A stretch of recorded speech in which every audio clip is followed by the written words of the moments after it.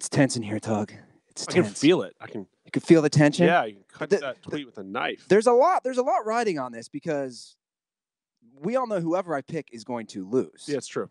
So there's a lot of pressure from both the Patriots and the Rams. They don't want to see me pick their team. All right, you ready to get this bad boy going? Let's do it. Let me make sure we are live. Are we live? Oh, we are live. Let's do this. Welcome to the Dirty Sports Podcast. I am your host, Andy Ruther, coming to you live from this thunderous, rainy Thursday morning in Venice Beach with my co-host sitting on my left today, the one and only Tug Coker. Hello, Andy. Wow, that was good. You know what? That was good. It's so rainy and cold out here in LA today. That was good. I need one of those green teas. Oh, you could. I have a lot here still. Well, so do I. I have a year's supply. Supply. I should have brought it over. Yeah. It's for those who don't know, it's thundering outside today. We sound pathetic. It's. I didn't want to come out of my car to run 18 feet. Yeah, there's an amazing Instagram story of I'm searching for Tug hiding in his vehicle. Bundled up, wearing a towel around my pants, and I had an umbrella. I had a rain jacket. So soft. We're so soft. So soft. The Midwest is in negative 50. Shout out Illinois, Minnesota. Doing shout outs now. To Illinois and Minnesota. Yeah. Two great states. Great states. Great states. Well, guys, we do have Joe Prano who will be joining us in a second. We are going to do a full comprehensive Super Bowl preview. I'm talking the actual in-game depth preview analysis and also some amazing prop bets. It's a kind of analysis that you expect Jay Feely to give about kickers on Sunday. Okay. Did you see the look on my face? Yes. Yes. A lot of anger. Well, come on. Why would you compare us to mediocrity? Oh, come on. Nothing against Jay Feely, but just the field goal announcing thing. You know what Jay Feely is? Jay Feely's the guy who, it's that extra added on thing that you don't need on your car. Does that make sense? It's true. It's unnecessary. Yeah. You know, I just got a vehicle, and you want to upgrade? No, I don't need a killer sound system in a Toyota Corolla. I don't need the Bose sound system in my little hatchback. Unnecessary. Jay Feely, unnecessary. That's a good prop bet. How under how many sideline announcers is CBS going to have? That was not available. It should be available because I think we're going to have one for each position. Well, let's get Joe Prano on the phone. I know he's patiently waiting. Joe Prano, are you with us? Hello, Tug. Hello, Joe. I get nothing? We already had a hello, Andy. Okay. We don't need two hello, Andys. I was just watching you on YouTube, by the way. My favorite Ruther look, the V-neck sweater, no T-shirt look. Full chesty. I love this look. Yeah. You and you alone. This is what happens when you never leave your apartment. This is what a look that you think just rocks out in the real world. Hold on a second. You guys can both weigh in on this. Prano basically already has. I'm supposed to wear a shirt underneath this V-neck. Tug? I'm not sure you wear the V-neck. I think that's Joe's a very stylish guy. We wear the same outfits from time to time. I mean, that's a look. It's just not a look. I thought, Andy. It's usually reserved for Greek fellows. You get full fellows on that too. Yeah. I mean, are you a Greek guy that's going to are you going to a nightclub tonight? I'll tell you what. Not only do I rock the V-neck, the V-neck might be my favorite outfit at this point. You know what I think might pull together if you're going to go full Greek fellow is just a little chain. Just a small chain. I do have zigzags in my hair right now. They're fading out a little bit, though. They are. Yeah. But my point is, if I'm going to do lines in my hair, chain, Prano, what do you think? Yeah, you've gone full douche bro at this point. Now, what is the weather situation like? You're in New York right now? I am. It's freezing. I know people in Minnesota and Chicago are rolling their eyes because it's negative 50 or whatever. But let's be honest. It's it's like terminal velocity, right? Like when you get down to 0 degrees, is there really a difference? Can you really feel a marked difference between that and -50? It's a good point. We're at like 12 degrees right now. It was 4 degrees when I went out this morning and walked my sister's dogs. And yeah, it was beyond cold. I actually jogged 2 blocks to the bagel store this morning and my chest felt like it was on fire from breathing in cold air. Now that you live in LA, do you feel like how much have you softened to that weather? I mean, does it feel? Yeah, no, it's ridiculous. It's absurd. I've softened to everything. I was on a crowded subway car the other day. I thought I was going to have a panic attack. The weather, it's like I told my sister, I was like, I don't think I can go out in this weather. I was like, I'm already cold. She's like, you haven't even gone outside yet. I was like, I know, but I use peppermint body wash and I'm already shivering. like I'm cold. Well, if you go to our Instagram stories, Tug waited in his car for a good 10 minutes. He was maybe 15, 20 feet away from my back apartment entrance, but the rain was pouring so hard he had to wait it out. Had an umbrella, had a jacket. It was gross. It's gross out. Yeah, we had a white squall here yesterday. It was like a 20-minute polar vortex where wind snowed for like 20 minutes. See, when I see polar vortex, and then I swear, guys, we're going to get into Super Bowl. Let's talk weather. When I see vortex, there's this amazing roller coaster. When it came out, it was like one of the best in the country at Kings Island, the theme park in Greater Cincinnati, called the Vortex. So every time I see polar vortex, I'm like, guys, that's a fun ride. I don't know what you guys are worried about. I'm sure I hope you saw my tweet. I know that I've been studying this weather, and it comes off of like the Atlantic through the polars, through the North Pole area, and through Canada. Which is why, since all those people hit me up on my DMs, I think we got to agree. There's got to be a north wall now. We need a wall breaking us up from Canada, from this murderous weather, this weather that's just coming and raping all of our faces. Very Game of Thrones-esque with that north reference in the cold. I dig it. We got to put up a wall. It's the only way to stop things from coming across our borders. Walls. Well, Prano, you're here. Tug's here. We got the dream team. Let's get into it. Super Bowl now, 53. I have a question before we get into it. I know that there's some Super Bowl stories that you have on the rundown, some like topics that need to be covered, and then obviously we have to go over the game itself. Sort of our predictions, like we do. We preview each week's games, and during that, I'm not allowed to swear. And then we have prop bets. At what point in this can I swear or not swear? It's a good question. I think you can't swear when we're actually discussing the game. In terms of picking the game, point spread, all that, right? Yeah, all that stuff. So I would assume we would do that before we get into the specifics of prop bets? I think we do the prop bets first, Tug. Okay. And the grand finale is who we're taking? Yes. I'm fine with that. I think we're building up. This is, Tug, you're a writer. You're a movie guy. The story arc here, right? We're building up to the climax. There's only one story. I mean, this is all fodder and fun, but we're all waiting to hear who Andy's going to pick because we know the game's going to be over once he makes that selection. I mean, that's the other thing too. Is like, my prop bets. Basically everything of my prediction is based on who Ruther takes. We'll get a sense of who Ruther likes with his prop selections, I'm sure. Yeah. So we'll have a chance to hedge a little bit, maybe.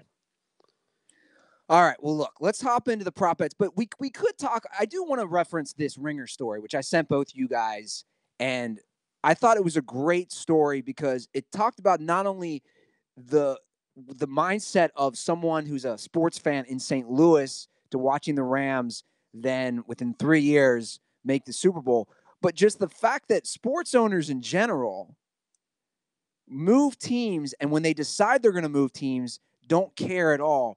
And they listed so many examples of how teams turn it around and become amazing. Like, I feel like this is something nobody talks about, but it's a great point. Did you have a chance to look at the article, Tug? I'm embarrassed to say I didn't read it, even though you begged me to read it. Oh. I'm sure Joe read it. I did not. That's the kind of authority that Ruther commands around Neither here. of you guys read it? All right, I was certain Tug was going to read it. Let's take 12 minutes right now for Andy to read the entire article to all of us. It's by Roger Sherman at The Ringer. But basically his point was this. He listed so many examples from Seattle, then only having a couple bad years in OKC, to then being good, to obviously the Rams here. This is what the Raiders are doing, where they're just going to purposely tank and be good. And the reason a lot of it hit home for me, I was in an undergrad in St. Louis, basically in the Rams' heyday, the greatest show on turf. I will never forget the Super Bowl party that I was at when they lost to the Patriots. So I've seen this whole thing. In a weird way, I feel like it's been following me because the Rams have then moved. I mean, it's kind of ironic, right, that all this would happen, and then I went to school there, and I saw them lose to the Patriots, a game none of us saw. And it's just crazy to think that all this even happened too. I don't know if you guys realize this. I didn't know this. Kroenke married into the Walton family. So this is all like, he doesn't give a shit. And the fact that now his wife technically is the owner of the Avalanche, of the Nuggets. He's the owner of Arsenal. We talk about monopolies in this country, not to go down too far this path, but how is it the same family allowed to own an NHL team, a Major League Baseball, an NBA team, and an NFL team? Right? Like, do you guys have issues with that? Well, it's different sports, different product. You can't say it's a monopoly. I mean, they're not fighting against each other. If he owned the Rams and the Cardinals and the Niners, then obviously we're talking about something very different. But I mean, very few people have the money to spend on sports. I mean, it's going to be the same group of people buying everything. It is like, it is that one sense a multinational conglomerate, the one person. Yeah, I mean, I'm totally okay with this guy, and he's also scattered in different areas too. It's not like he's holding one city hostage or anything. Yeah, but I don't know. I find it very interesting. Well, I mean, his family owns 2 teams in Denver. I'm just saying it's kind of crazy how these owners can basically say F you to the city. The point of the article also is he never even attempted to win in St. Louis for like 5 years because he was playing the long game on this. They said Kroenke knew in 2010 that he wanted to move to LA. So my argument is this. In a way, you have to have some sympathy for St. Louis fans when he dealt with Jeff Fisher and let him run the show for 5-6 years. Then the minute they get to LA, everything changes. They fire Fisher that first season. They hire, obviously, Sean McVay worked out, but they go after free agents. All those things, to me, is just it shines a light on the problem with owners who just don't give a shit. That's all I'm trying to say. Well, but here's the thing. And of course, you got to feel bad for sports fans who have a team and then that team leaves. But 2 things. First of all, the Rams were in LA. They went to St. Louis. Sure. Where are these Rams fans that are like, oh, they're returning to where they belong and this is right? No, this is like our team was ripped away from us. What about the Rams fans in LA who had the team ripped away from them and it went to St. Louis? I haven't heard a single St. Louis fan be like, this is right. This is what it was meant to happen. Give us back the Arizona Cardinals. The other thing is, the St. Louis Cardinals baseball team isn't going to LA. It's not going to Vegas. Why? Because St. Louis Cardinals fans have, quote unquote, the best fans in baseball, and everybody loves Busch Stadium. The Steelers aren't leaving Pittsburgh. The Giants aren't leaving New York. The Bears aren't leaving Chicago. No matter what, not if they put a $1 trillion stadium on Mars, are any of those teams leaving, because those fans are psychotic about their teams. Now, you can say, oh, St. Louis Rams fans were good. If they were good to the point where they lose money going to Los Angeles, they wouldn't have gone. He made a business decision, and the business decision was, I'm going to make more money there. If these guys had supported to the point where he could overcharge St. Louis Rams fans for tickets like every other NFL team does, he would have stayed. Look, I agree with all your points about them going back. I'm trying to shine a light on the whole thing with owners and this revolving door and how they leverage cities. I've said this forever. It's just such bullshit. I mean, look at Oakland right now. They basically have said, we don't care about our last couple years. Like, don't you guys think that that's not a good look for the game? Well, we're talking about the NFL. If we're bringing it to the NFL, the reality is we're only talking about a couple of franchises that are doing that. I mean, the Raiders haven't. They've been sort of like out in the wilderness for the last 30 years, moving around. Yeah. So why are we thinking this anything different? And I agree with Joe's point to the fact that, like, I think when we were watching the St. Louis Rams, maybe if you're in St. Louis, you'd like to believe that's your team. But I don't think other fans were like, yeah, this is the St. Louis Rams forever. These are the St. Louis Rams, definitely. Yeah. Like, no one believed that. Like, sure. So there's only 3 or 4 franchises that have really moved around. And you know what's literally not a good look for the NFL? A football game taking place on a baseball field with a fucking pitcher's mound in the middle of it. So if Oakland cared so much about the Raiders, give them a fucking stadium that isn't a goddamn dump. But again, that brings in the whole thing of making the taxpayers pay for it when these owners have, most of them, billions of dollars. I mean, Kroenke is paying, and investors, private businessmen, are paying for the Rams and Chargers' new stadium. I love that model. I just don't like when owners leverage the city and make these threats of we'll leave. I mean, we still do see that in all sports all the time. Well, again, we obviously just went over this with the Chargers, right? What the Chargers, vote or whatever was not even to tax the people of San Diego. It was to tax the visitors and this tourism tax and whatever. So now people are upset that they left, but they didn't want to vote for other people visiting their city to get taxed. It's like, look, that's just the way it is. Until the NFL says, we're making it illegal to have tax subsidies for your stadium, you got to do what you got to do. I mean, these guys are all businessmen. The sad part for me was when I was thinking about all the franchises that have moved cities in the past 30, 40 years, I didn't even think of the Chargers. Just, it's such a weird franchise to me. Yeah. No, it is. That's always been flirting with being a really good team, but just kind of irrelevant in the landscape of the NFL. Sure. All right. Well, guys, we got that out of the way. We got a lot to cover.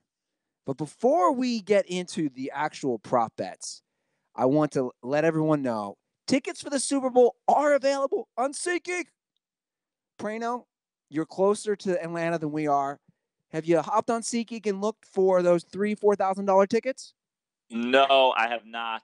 Of all the Super Bowl games, Rams, Pats isn't the one. I'm going to save my SeatGeek promo code for next year's Super Bowl when my Giants are in it. Oh, you're already making an early prediction, huh? Come on, I predict it every year. Yeah, I know. Well, guys, if you want to go to the Super Bowl or any sports event, any live entertainment, we're talking music, comedy shows, Broadway, all your tickets are in one spot. SeatGeek. SeatGeek lets you see exactly where you're going to sit, which is why I love using them. I had debated. I had flirted with going to Elton John this weekend. I'll be honest, the tickets were pretty expensive. I'm going to wait, Tug. I was going to hit you up about that. I'm going to wait. He comes back to the Honda Center in Anaheim in September. Tickets are way at a much better rate for that. Get better return on investment. But Dirtballs, best of all, you guys get $10 off your first SeatGeek purchase. Just download the SeatGeek app and enter promo code DIRTY today. That's promo code DIRTY for $10 off your first SeatGeek purchase. SeatGeek, life's an event. We have the tickets.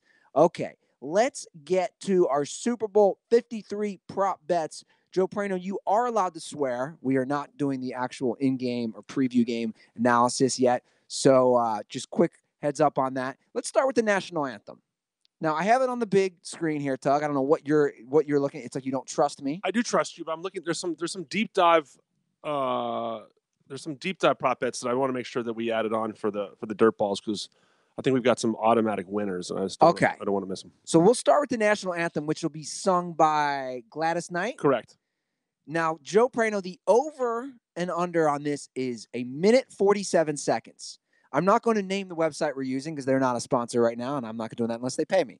So right now, we have -160 on over 1:47, and we have under 147 at plus 120.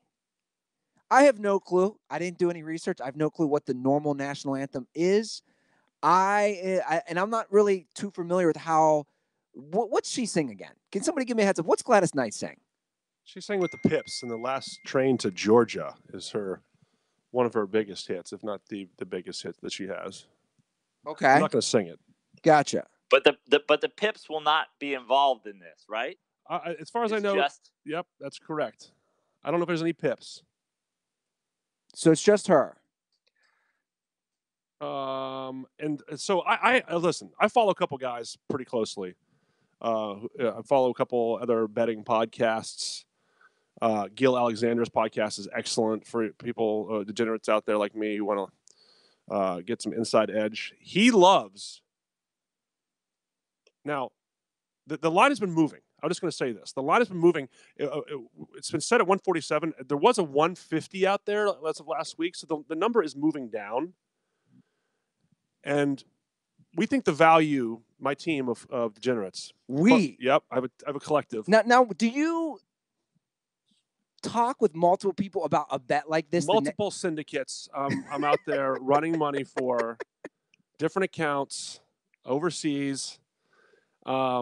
And we like the under in this. We like the value of the under at plus 120, under 147. The reason we like it, again, Gil Alexander has been a great help for this.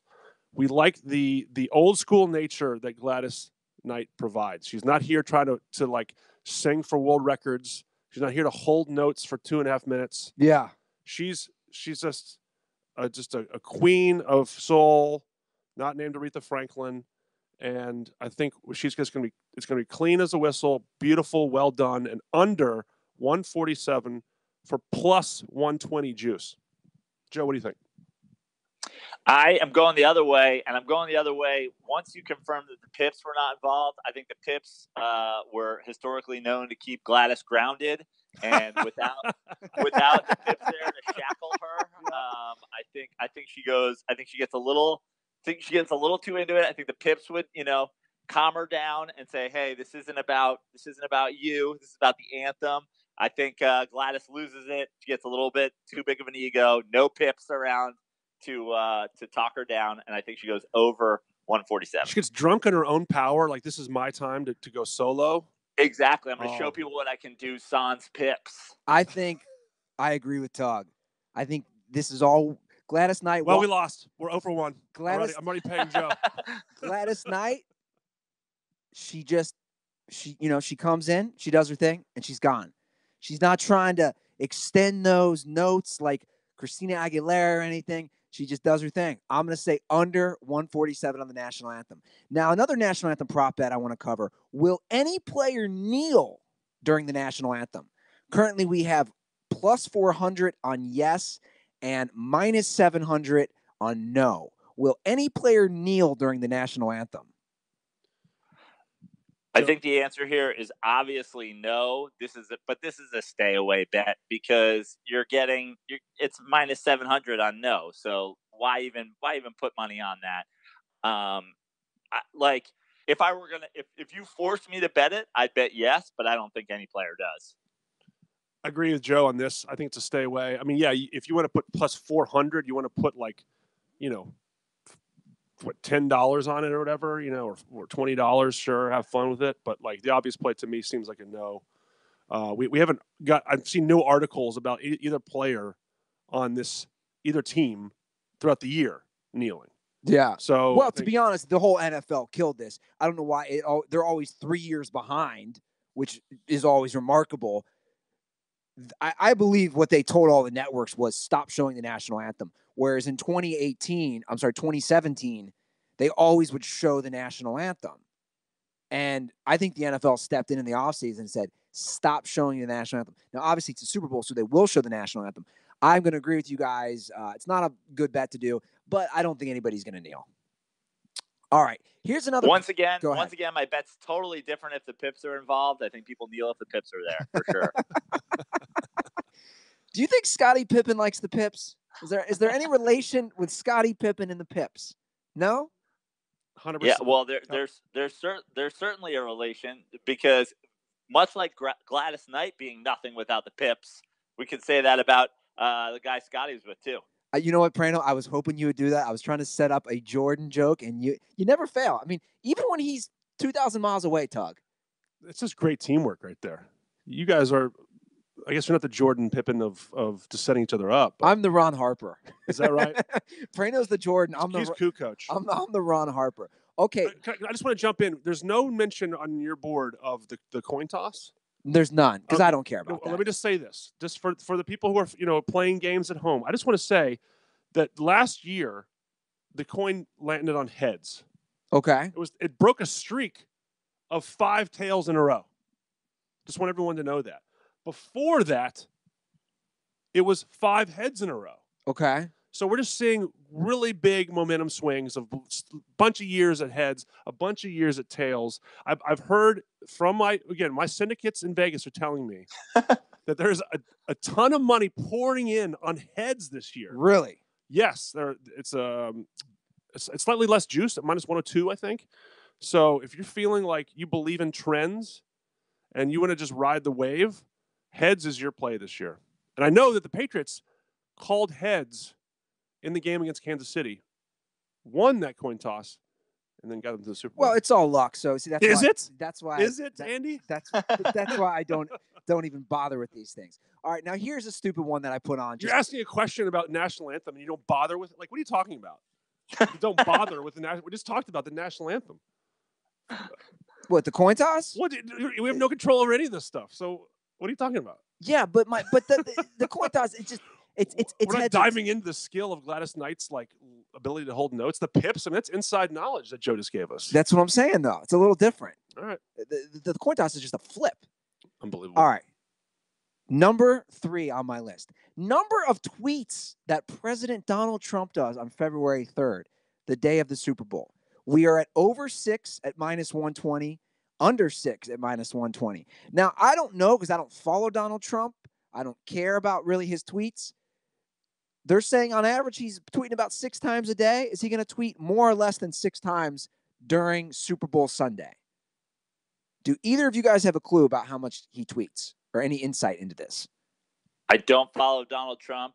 I actually say out loud, I hate you to anybody that quote tweets Donald Trump. It's like a nervous tick at this point. But it's the Super Bowl, right? Like he's probably going to have a tweet that runs into, he's probably going to do a multi-part tweet on the day. Here's why all these NFL players are sons of bitches and whatever. If I had to bet, I'm going over 6, especially since the money's even on both sides. I'm going over 6. Now, I'm looking on a specific site that has this same prop bet, and it has, according to their bets, is over. The over is -140. So maybe this is a little bit late, but we're seeing some money come in on the under. Now, my syndicates tell me that.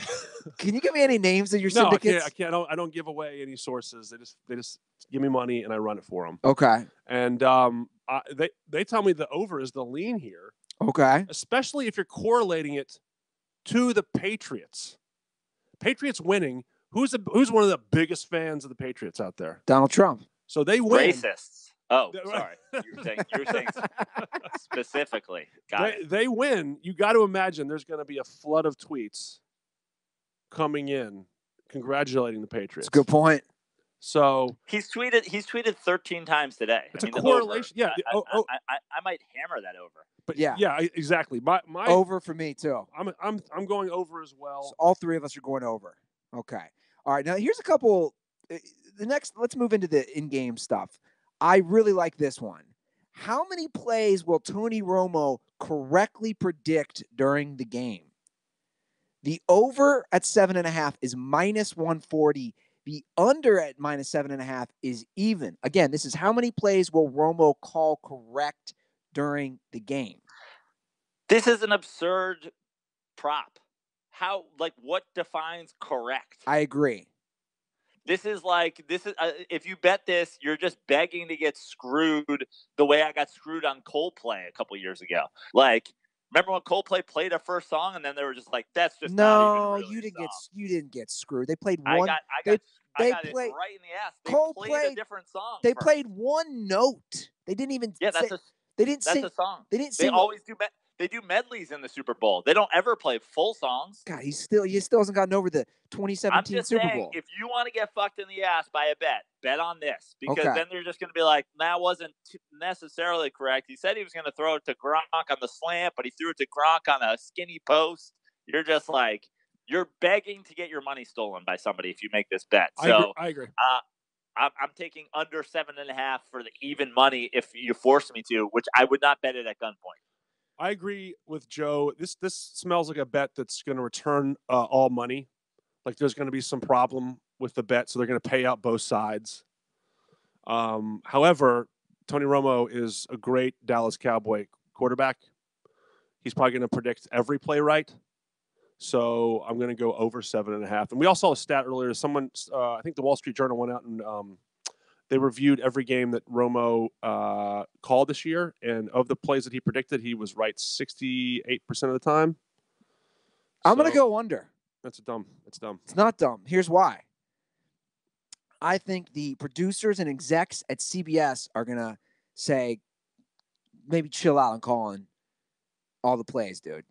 Why? The social media exploded in support of Tony Romo. Let me here. I'm going to make another case for the under. Tony Romo, great, always been great, and broadcaster, much like he was a great quarterback. Big stage, epic meltdown. Oh, I like that. I like that angle, Prano. I think he's excited. This is gonna be the 2 interception game against the Giants of broadcasting. He's just gonna start duffing them. He's gonna start dropping field goal snaps. Oh, don't! I'm getting flashbacks right now. But you know what? I think he's going to be excited to be at his first Super Bowl. I think he's going to play or call game extremely well. I'm going to stay at home and not go to any parties just to listen to Tony. And for that, I think he's going to go over. Okay, well, 2 unders and 1 over. All right, and next in game, how many times will the broadcast mention Sean McVay's age? I like this one. Tell us. Over 1.5 is minus 175. Under 1.5 times is plus 135. So I like where it's at, the 1.5. How many times will they mention Sean McVay's age? I'm going to go under. I think they mention his age once. They'll say he is the youngest, because I don't know if he is the youngest coach ever, youngest head coach to ever be in a Super Bowl. I think they'll say it once and be done. I like the under as well in this. This feels like, this is something that feels like a trap to me. It feels like something they're going to mention it multiple times. I feel like it's not that big a story. I like the under. This is always, I always question these broadcasts. Like, is this from kickoff to final whistle? Like, because they're going to mention it. They'll probably mention it in the 10 minutes before the game starts. They're definitely mentioning it at least once during the game. I'm going to go under the plus 135 value. I think they mentioned it once from kickoff to a whistle. I will say this: there's a prop bet out there on certain sites that allows you to bet whether or not they're going to show the football videotape from like 2008 when Edelman played quarterback in college against McVay as a wide receiver. I'm 100% convinced. Miami, Ohio versus Kent State. Exactly. I'm 100% convinced they're going to show that video of highlights of that game. By the way, that's wild that you just said that. Think about that. Edelman plays quarterback for Kent State. This is the Mid-American Conference against McVay as a wide receiver in Miami of Ohio. Dude, that gif where the dude's head's exploding? Yeah. My head just exploded. Edelman goes off in that game, too. I looked at the stats. He goes off in that game. So if you can find that bet somewhere on one of your sites about the prop bet about whether they're going to show a clip from that game, I would hammer that. It's a good. Yeah, I agree. That's great call, Tug. Thank you. This is why you bring on the show. This is why we bring you on the show, Tug. My phone's blowing up. My syndicate saying, "What are you doing? Stop giving away such free money." Like, I'm sorry, guys. My syndicates. All right, I would love to hear you and your syndicate's take on this next one. Prano just brought up Coldplay. Let's get to the Super Bowl halftime show. We'll start off with, again, Prano, the first song. What will be the first song performed by Maroon 5? All right, I'm going to go through. They have a lot of these. Let me just go through these real quickly. The odds-on favorite is One More Night at plus 300. Makes Me Wonder is next at plus 500. Then Sugar at plus 550. Animals at plus 600. Girls Like You at plus 600. Moves Like Jagger at plus 600. Don't Want to Know at plus 700. Payphone at plus 1,000. Maps at plus 1,500. She Will Be Loved at plus 1,500. And This Love at plus 1,500. Now, I'll just start off by saying, I don't know many Maroon 5 songs. I just don't. I have no clue about this. So I'll let you guys go first. I'll let you guys who may have a little more knowledge of Maroon 5. Joe, you start. Go ahead, Doug. No, you start. I got some knowledge to drop after this. I think the odds-on favorite, One More Night, being like a recent single that you always want to push that. If I'm putting money on this, I'm spreading it out between One More Night and Girls Like You. Girls Like You plus 600. Their most recent like big hit, the one you hear on the radio all the time. They at plus 600. Just getting a little money on that, them wanting to start off with a bang, hooking people in, I think is a good play. I'm going to go between that and the odds favorite. So just to sum up, what was the prediction? I'm splitting my bet between One More Night and Girls Like You. Okay, so again, my one person I really like to listen to about all things betting is Gil Alexander. So check out his blog. He has predicted a lot of these prop bets right over the last few years. He's on a deep dive, and I piggybacked off his stuff. He said of the last 30 shows, this is not on the list, but of the last 37 shows that Maroon 5 has done, they have led off with a song that's not on the list. It's called What Lovers Do. Again, I'm similar to Andy, don't know a lot of songs, but I've gone through setlist.fm and looked at every one of their sets through last May. You are a degenerate. I'm a degenerate. You're a degenerate gambler. So look, I'm just excited to give information to the dirtballs out there. If you see on your site a field bet, I think it's worth the flyer because every one of their shows take the field is What Lovers Do. Now I've looked through. I'm intrigued by this. I'm not a big Maroon 5 listener, but I'm an appreciator. Every one of these sets I've looked at, the top three songs are the same. What Lovers Do. The second song is Payphone, and the third song is This Love. Now, this is going back to every show since May. But let me ask this. I get what you're saying and what this guy is doing on the deep dive, but that's for their fans. People are coming when they go see Maroon 5 live. That's for their fans.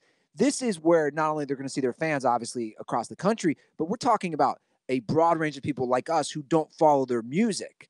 So to me, I think you can take that and throw that out the window. I don't think their set list matters for their normal concerts. I think what they're going to do now is, like what Prano's saying, either a recent hit or what's more popular. That's fine. All we can do is look at past performance, okay, and try to perfect the future. Okay, so I'm just looking at the things they've done, and I think, what I think they're going to do. If I had to predict Maroon 5's performance, they're going to hold true to some of the songs, and they're going to bring out a few surprise guests. Well, we'll get to that in a minute. Yeah, exactly. That's why I think I want to hammer some of those plays. So I'm going to go with This Love because I don't think you start with Payphone. I don't think you start with Payphone. Well, let me ask this I'm going to real go quick. with This Love at whatever number that is. What are the 1,000. more up-tempo songs, guys? I have no clue. This Love I could see because that's a little more up-tempo. Like, are some of these ones? Do you guys know? They're all Maroon 5 songs. What are we talking about here? I think Maroon 5 is hot garbage. For the record, I'll just say it. I'll go on record. Oh, hold on. Let me retract that. Oh, quick retraction. Immediate retraction to a hot take. I love it. I don't want to say hot garbage, but they ain't for me. That's it. That's a very grown-up Ruther. Yeah, I'm trying to grow up because I don't want to. I don't want to diss people who Girls Like You. I thought it was Akon. I was like, Akon still making music? Is there a bet where Akon performs in the Super Bowl? Because I want to take that bet. There's not. Okay, I am going to go with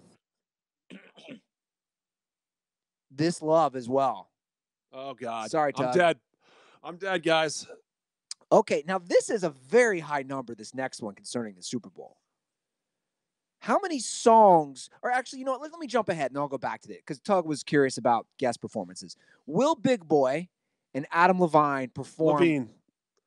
Levine. Okay. Yeah. No edits out there, okay? Not today. Okay. Will Big Boy and Adam Levine? That shows how I much. believe it's Big Boy. Will Big Boy and Adam Levine perform Mike Jack at halftime. Now, I had to actually go watch this video on YouTube because I didn't know. So the yes is at minus 400. The no is minus 130. For anybody who doesn't know, Big Boy is from Atlanta. He will be there, right? Correct? Original member of Outkast. Yes. To me, you got to look at the number, the juice that you're trying to lay at yes. Minus 400 is a big number to me. So I like the logic from Atlanta. Extends the demographic of Maroon 5 to black people. That's correct. So I'm going to go with yes. I'm going to go with yes as well. This is a no-brainer. This is like, buying Apple stock. It's just a matter of how much you want to spend to make a little bit of money. This isn't even about them. This is we're sorry we didn't book a black band song. Like Big Boy from Atlanta, Outkast, Atlanta's black music scene and all that, and they picked Maroon 5, and I'm certain people were violently upset about it, that it wasn't, Jermaine Dupri and Outkast and Little John Boy and all the people, whoever it is, Usher. Yeah. So this is a sure thing. This is if you want to make 20 cents on the dollar, just put all of your money on it. Yeah, I agree. This is a hands down. He's for sure performing with Adam Levine, but now they have to perform Mike Jack. I'm assuming that he was featured on the song, right? Yeah, Adam was featured on Big Boy's song. Yeah. Right. All right, so let's do another one. Will his former, because I don't think she's still on the show anymore, right? Christina Aguilera. Will his former voice co-host, Christina Aguilera, make an appearance during the halftime show? Yes is at plus 250. No is at minus 400. They're not adding white people to this performance. They're not adding extra white people. This is a hard no.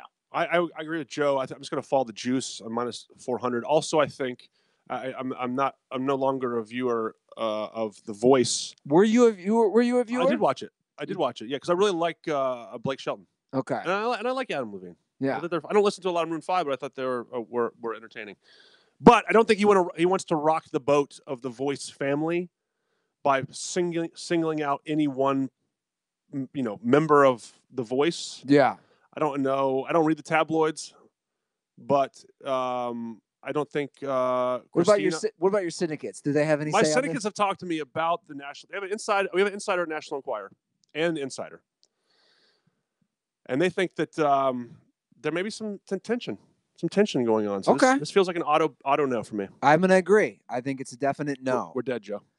All right, now a couple more Super Bowl halftime ones. How many songs, I find this one really interesting, will be played during the halftime show? This seems incredibly high for me. The over-under is at 7.5 for how many songs during the halftime show. Minus 120 at over 7.5, and also minus 120 at under 7.5. Now, I know they can play a couple, lines or a couple chords. Guys, I'm going to go under. 7.5 seems like a lot of songs to be played in what? Well, I mean, how many minutes are we talking? Are we talking 6-7 minutes? Does anybody know?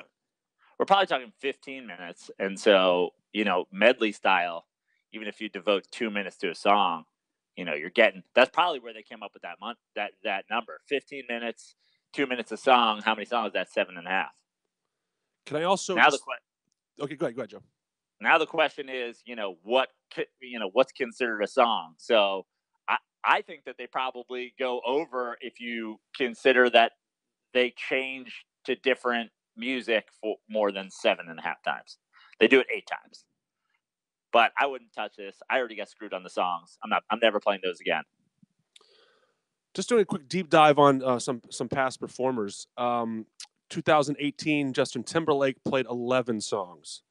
2017, Lady Gaga played 7 songs. 2016, Coldplay, Joe's favorite, Bruno Mars and Beyonce played 6 songs. 2015, Katy Perry, Missy Elliott, Lenny Kravitz played 8 songs. Okay, so on and so forth. It's all around that number, that 6-8 number, with Justin Timberlake going to 11. I'm going to go under just barely. I think it's going to land at 7. I think 7 is the number. I'm going to go under as well. All right. If I'm putting money on, I'm going over. All right. One more Super Bowl halftime one. This one, I'm definitely saying no. Will Adam Levine be wearing a hat at the start of the halftime show? Again, that's what's important here. At the start, yes is minus 110, no is minus 130. I think there's no way. He's a good-looking guy. His people are like, dude, you got to be showing that moneymaker face of yours. I'm saying there's no way he's wearing a hat at the start of the halftime show. I agree. I mean, as a former viewer of The Voice, I can't even remember one instance where I saw him in a hat. So I'm glad you said that, Tug. I just Googled image searched Adam Levine hat because I'm like, I don't think I've ever seen the guy wearing a hat. Now, here's something to consider. If you Google that, the majority of pictures of him in a hat, he is wearing either a Los Angeles Dodgers hat or a hat that just says Los Angeles. So, little outlier, potentially a Rams hat on. That's a great call. Oh. Does he alienate the audience right off the bat? I think if he's going to pull a hat out, this is not really related to the bet, but he might do it at the last second. Yes. To show his support to the LA or the Rams. Yes. But he's not going to alienate the audience. 50% Patriots fans or whatever, right off the bat. I just can't see it happening. But quick question for you guys. I haven't talked to people that know more than me, but like, are people involved with these bets? Adam Levine, are they hammering these bets? Can you hammer these bets? Should be, right? Right, absolutely destroying. I mean, unloading on can Adam Levine wear a hat? I'd be like, what's the best odds I have? Please back up my life savings. That's a great question. Can he put $1 million down and say, I'm definitely not wearing a hat on this bet? He should definitely have someone run money for him. 100% someone run it for him, and he'll get rich. I feel like Vegas is smart. Like, how many people really are like, who's putting a ton of money on the hat prop? So if they see one come in, they're probably immediately taking that off the board, right? I mean, you just change the flip the odds. Also, how much money does Adam Levine need where he's going to be caught in some sort of hat prop bet scandal? I love it. What about Gladys Knight though? I mean, it's been years. Gladys Knight should go.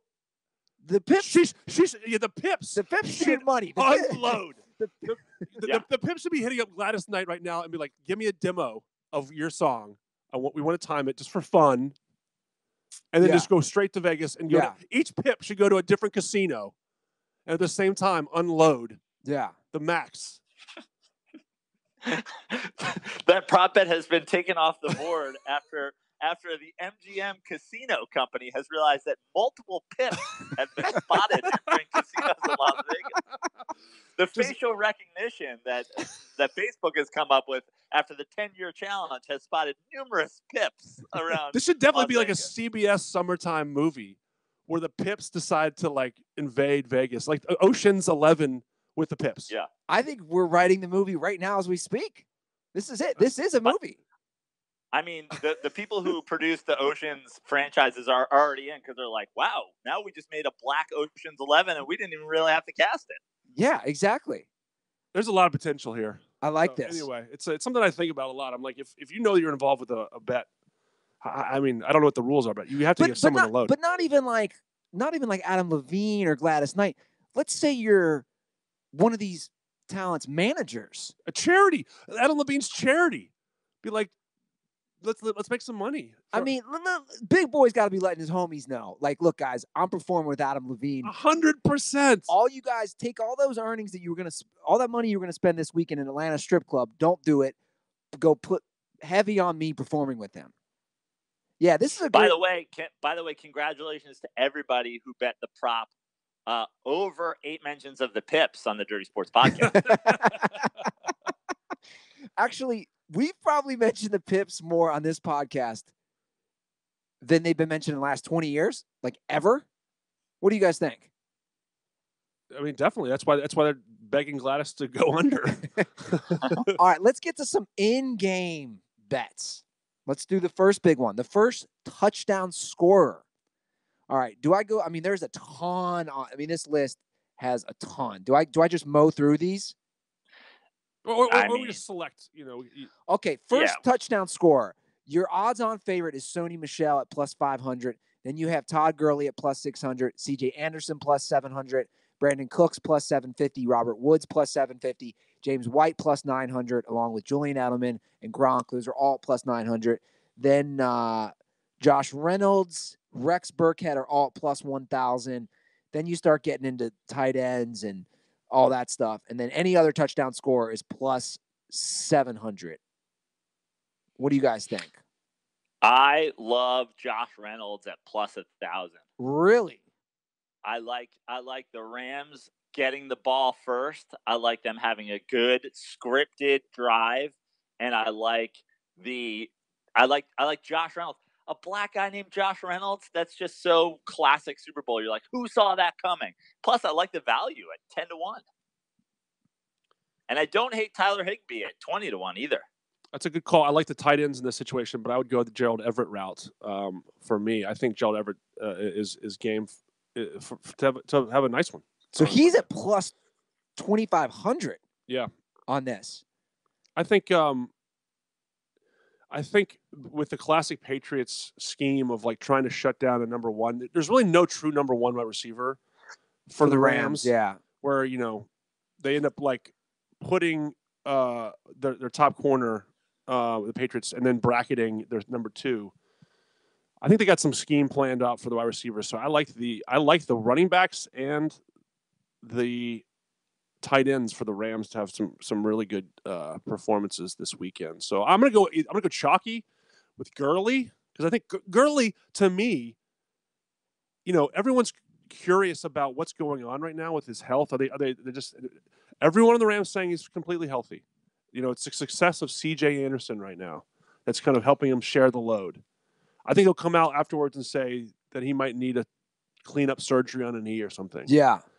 But I think the value on Gurley is as low as it's been all year. So I think Gurley's got a real chance at plus 600. Well, this is my take. The biggest weakness for the Patriots defense is giving up big plays. Therefore, if I'm going to put money on that, for the Rams to score first, I would take that money and I would put it on a big play from either Brandon Cooks or Robert Woods. I would put it on Brandon Cooks at plus 750. Now, if the Patriots score first, I also think the Rams defense, what's their weakness? They got some holes in the secondary as well. I'm either going to go Brandon Cooks or Julian Edelman at plus 900. You gotta love Burkhead at plus 1,000 too. I mean, that's just some Belichick troll shit right there. Yeah, I agree. I like the Burkhead move too. And if the Rams get the ball, I don't know. I mean, Goff sneaks the ball in too, sometimes. So I don't hate. I know it's a crazy bet, but I don't hate. Where's Goff at? Goff and Brady are both at plus 5,000. I don't hate either of those. All right, first, now let's. I just want to say also, you mentioned Brandon Cooks. Go ahead. It is a Brandon Cooks revenge game of sorts. He's got revenges against a few teams now, but he basically died last year. Remember that? Remember that hit? Yep. You guys, do you remember that hit, Prano, against the Eagles? Yeah. He was playing pretty well, and then I think that was his only catch of the game, but it was a good catch. Brandon Cooks he died. Like, this is a new Brandon Cooks, guys. I'm convinced this is not the same guy. If you remember that hit from last year, he literally died. Elon Musk has rebuilt Brandon Cooks. Exactly. From broken parts. All right, so let's do first touchdown score for each team. The Patriots, we have Sony Michel at plus 250, Julian Edelman plus 400, James White plus 450, same for Gronk. Rex Burkhead is at plus 500, Hogan plus 800, Philip Dorsett 1,200, and so forth. Then we start going down the list. What do we think? First touchdown score for the Patriots. Well, let me just say this before we even get into that. You're better off betting whoever you like in these on the first touchdown scored in the game and picking one from each team because they're, the odds are cut in half. Yeah. So you may as well just do that and hope for the bigger number. Hope they score first. But so with that said, I'm going with the same guys. I'm going with Burkhead for the Patriots, and I'm going for Josh Reynolds for the first touchdown for the Rams. And one thing I think you might be hinting at this, Joe, is that to pepper the Rams a little bit more in the first touchdown, just because of the propensity for the Patriots to defer to the second half so much. So the Rams, I would say, if you're going to bet on who gets the ball first, you're going to bet on the Rams. Yeah, because they probably want to come out first and score. And the Patriots, if they win the toss, they'll most likely defer. Sure. I also think I know the stat was, at least going into last year, the Patriots have never scored a first quarter touchdown. That's correct. They scored for the first time last year. They scored 3 points in the first quarter. First time. So they still have not scored a first quarter touchdown. That's correct. Wait, in any of these Super Bowls, they've never scored a touchdown in the Super Bowls with Tom Brady as quarterback. They will this year. I think it's a decent time to take that bet. Yeah, I think that stat has become a little bit public, and so I think we might see a touchdown. What do we think about this James Devlin at plus 3,000? To me, I've seen that name being passed around a little bit. That feels like a let me take your money from the house situation. Little fullback out of the backfield. I think it's fool's gold. Okay, to me, 1%. I'm not convinced James Devlin is a player on either team, so I will stay away from that. I'm not. Sounds like one of the names in a law firm. One guy that I want to. Edelman hasn't scored a lot of touchdowns, this year. But there is the. I want to make sure I'm getting his name right. The Nickel Roby Coleman, the slot receiver or slot cornerback for the Rams, who came out this week and basically said, Brady is getting older. He's not great. And you know how Brady loves to find this guy and score a touchdown against him and then go run into his face and yell at him and chew him out. So I think they've got something set up to embarrass this dude. And I think in the last couple Super Bowls that Edelman's played in, he didn't play in the one last year, but he's averaging double-digit targets. So that's why I like Edelman. I like Edelman in this. That's what I'm saying. So we're agreeing. Okay. God, I'm going to lose so much money. So I'm agreeing with Ruther so much. I'm curious. Why is Gronk not at plus 690? Yeah, right. So I have to. He didn't make the list. I have to address it. You're going hard at Gillette on our Twitter feed, huh? Well, you know me. First of all, the Gillette thing. What a dumb. It's another thing where everybody involved is stupid. If you care what Gillette's doing with their stupid razor advertisements, you're a loser. If you think it's great, you're a loser. If you think it's awful, you're a loser. Great. Be a razor company that's trying to get involved in woke toxic masculinity. Great. I use Harry's razors. I only use Harry's razors. I never used Gillette. It's a joke. But my thing is always the hypocrisy. Oh, yeah. You're gonna be the woke razor company that keeps replying to people on Twitter thank you for your support. We think this is a conversation that we need to be having. You're inserting yourself into the mainstream media news with your stupid ad, and now you're just gonna let the guy who plays at Gillette Stadium make 69 jokes to every girl he's ever talked to. Either you're not sponsoring their stadium anymore, or you're hypocritical fucking woke losers. And I believe he has a personal endorsement deal with them as well. I could be wrong on that.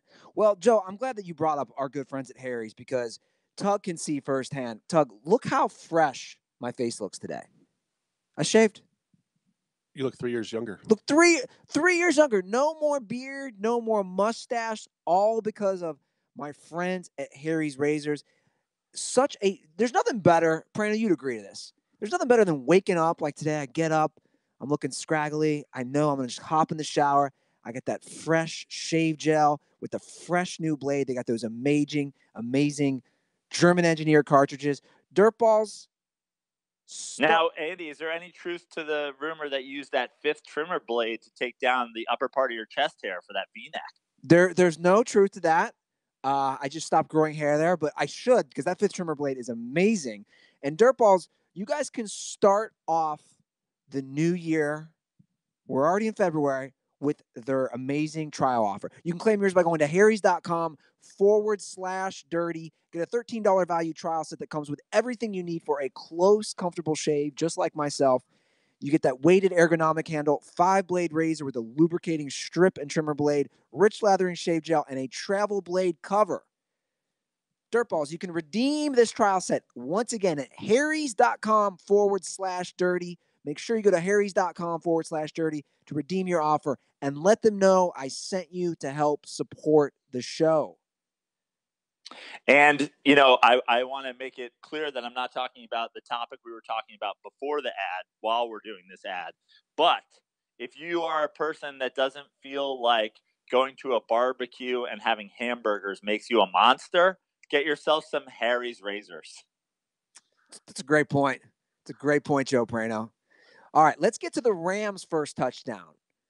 The odds-on favorites are C.J. Anderson and Todd Gurley at plus 300. Then we have Brandon Cooks and Robert Woods at plus 450. Josh Reynolds at plus 600. Tyler Higbee at plus 1,000. Gerald Everett at plus 1,200. And Jared Goff at plus 4,000. What do we think? I'm going to stick with my Brandon Cooks. I like Brandon Cooks. Touchdown pass from Goff. And I'm sticking with Reynolds. Yeah, and I'll stick with Gurley. And then also a sprinkle on Gerald Everett. You like that tight end Gerald Everett, huh? Yeah, and I'm sprinkling on Higbee. I like the tight end on a rollout in this. I like the tight end coming off like a little pick action. Sean McVay giving Belichick a little taste of his own medicine. I mean, everyone talks about the you talked about big plays being an issue for the Patriots defense, but I know another thing that the team's trying to target are the mobility of the linebackers. Yeah, in pass coverage. So I think that's why I think you're going to see some plays set up for running backs and trying to get tight ends on one-on-one matchups with some of these linebackers. It's a good call. It's a good call, Tug. All right, let's move on to the quarterbacks. Let's do total passing yards for each quarterback. The total passing yards for Tom Brady is currently set at under 300. Minus 120 for over 300. Under 300 for minus 110. I think this game is not as high scoring as people expect.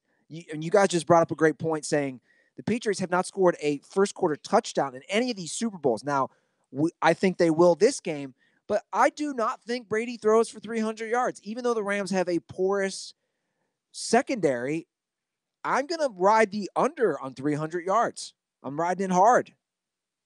I don't know quite where you're getting the porous secondary. I mean, since Aqib Talib came back, they've really played some good defense. I mean, the Saints did nothing, against them.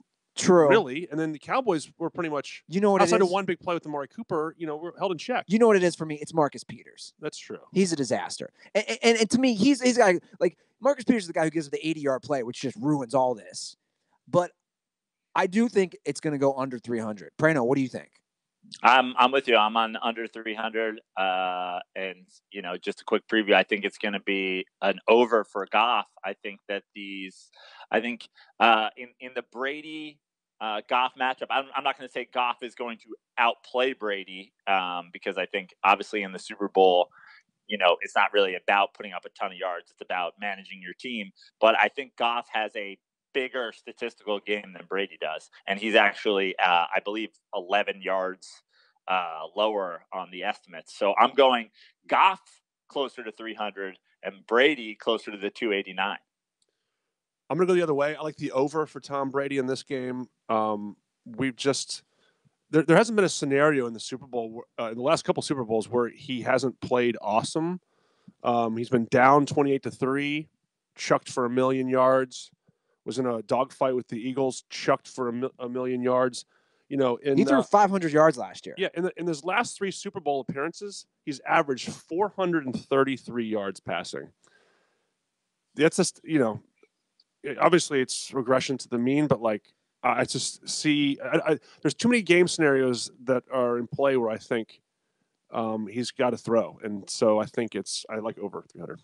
Well, I'm going to go under on both. Not only Brady, but also Jared Goff. The Jared Goff over-under is at 289.5. The over is minus 150. And I believe the under, it looks like I had a typo there, is probably the same, 1150. I think no, it's 115, Andy. You've never understood money lines, and I don't think you ever will. Oh yeah. 11. Did you say minus 1150? I was like, what the hell? Yeah, this is why I don't listen sometimes to Andy, and then these things happen. These sort of edits are born, and now minus. Well, I'm sorry, guys, for putting together. Thank you, Prano. I see you're correcting my typo. Gotta love technology. He's correcting my typo from his computer in New York, which is now showing up live on my TV screen. Yeah, I mean, by the way, we got to jump into this right now since we have a moment where Tug says, he doesn't listen to Andy. I got to say, the one thing that I was just blown away by last week, you just like casually agreed with Ruther, and I'm here to defend my boy. You guys criminally underrated Larry Johnson's NBA career. That guy's a goddamn beast. I know. Listen, I comped Larry Johnson to Zion, and then we're getting some comps on Twitter about Sean Kemp. I liked Larry Johnson.